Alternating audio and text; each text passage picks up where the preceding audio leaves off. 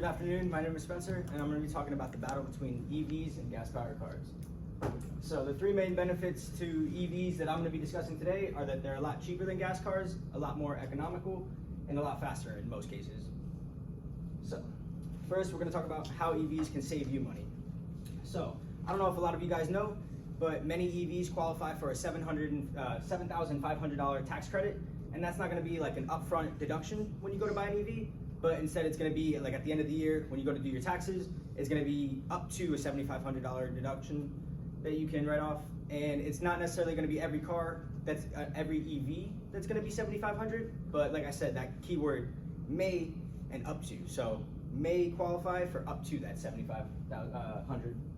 Now, another main area where EVs save you a lot of money is through maintenance. Typically, with a gas-powered car, you have an engine that needs oil, and therefore you need oil changes. Obviously, with EVs, you're not going to need those oil changes. You're not going to need to replace spark plugs, things like fuel injectors, fuel rods. No, not fuel rods. Forget the name of them. But anyways, so in a study done by Car and Driver, in the first 50,000 miles, EVs cost on average 1.2 cents per mile, where their gas counterparts cost 2.1 cents per mile. That might not seem like a lot, but when you really think about it and you drive 100,000 miles, you're gonna see a lot of that difference, like I was saying, in the oil changes and just everything that goes along with an oil change. So how are EVs more economical? So I have two examples up here, the Tesla Model S, which averages 120 miles per gallon, and the Hyundai Ioniq, which averages 133 miles per gallon. And you'll note the little E right next to the G, that's miles per gallon electric, and it's the equivalent to a gallon of gas, which is 33.7 kilowatt hours of charge. So figure you're getting 120 miles per 1 hour of kilowatt charge. And same thing with the Ioniq, you're getting 133 miles per gallon with that 1 kilowatt of charge, kilowatt hour I should say. And then just in general, EVs emit a lot less emissions than gas-powered cars, which obviously is going to be a lot better for the environment as you're not hurting it with as much emissions as possible. So, are EVs really faster than gas-powered cars? So, something EVs have that no gas-powered cars have is what's called instant torque. So, a lot of you might be asking, what is instant torque? So, instant torque is essentially where all the power gets down to all four wheels instantaneous. You don't have to wait for your engine to rev up, and that could be a problem when it comes to gas-powered cars because a lot of times with gas-powered cars you don't get all that power at low in the rev range. You have to get high in the revs for it to kick in and get that power down. So like I said, instant torque takes away this problem because you don't have to wait for it to rev up and kick in. It's just instantaneous. And like I mentioned, it's important because it's going to go down to all four wheels, whereas you'll have, front wheel drive gas-powered cars, rear wheel drive, and in some cases, yeah, you do have all-wheel drive, but a lot of cars are going to be rear wheel and front wheel drive. So these are some just potential drawbacks to EVs, and I want to emphasize that these drawbacks are definitely going to be subjective. Everybody has their own preferences, and some people might like the quietness of an electric car, but some people, that might be something that honestly just makes them not want to buy an electric car at all. So, first one, like I said, it lacks the aggressiveness in the sound of a sports car.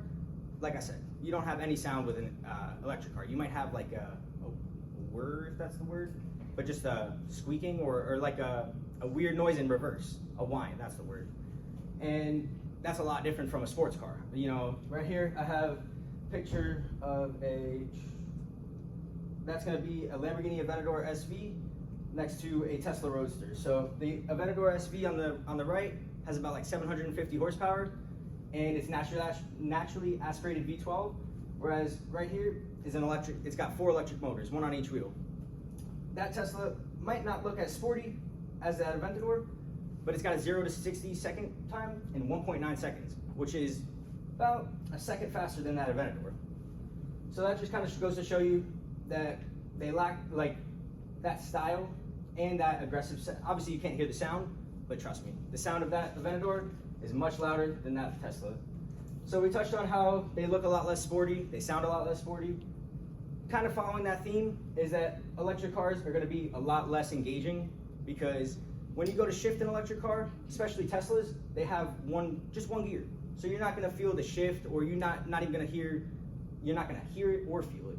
You might hear like a downshift, I don't know if many of you guys know, like Lambos, Ferraris, when they downshift, it's pretty engaging. It's pretty, there you go, yeah. You're getting engaged and it's really an experience, more so than just quiet and just fast.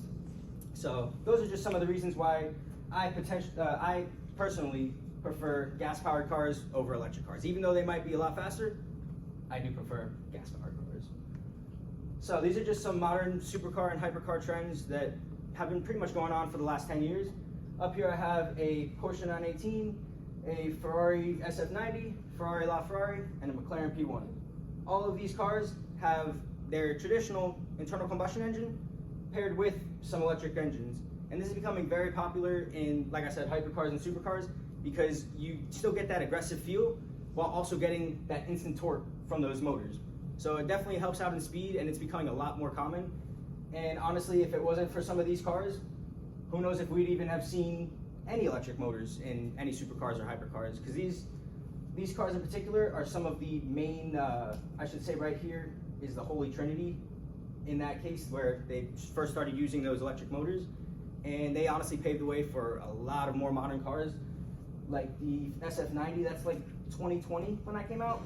These down here were like closer to 2015, maybe 2010 when, not 2010, but around 2015 when these came out. So they definitely did pave the way and led to the engineering of the combination of the two, and it's worked out very well.